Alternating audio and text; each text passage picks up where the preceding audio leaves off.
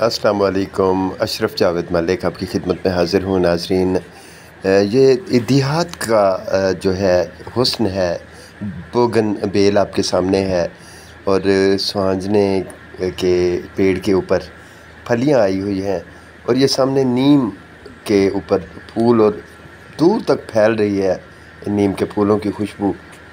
नीम के फूलों की खुशबू है कि तू है।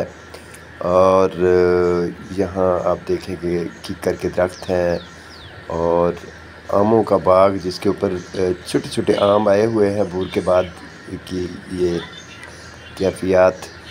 और सामने ये कचनार पे फूल आए, फल आया और अब इसके ऊपर बीज पकने का जो मरहला है वो शुरू हो चुका है। ये बीज है, फली है, कचनार की फलियाँ इसके ऊपर लगी हुई हैं। ये खुश्क होंगी और फिर बीज काश्त के काबिल हो जाएंगे।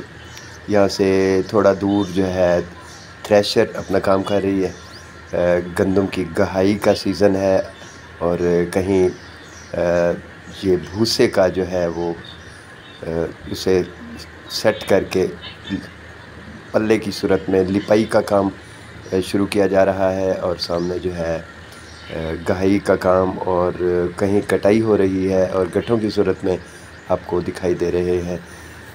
मुझे दीजिए इजाज़त। अल्लाह हाफ़िज़।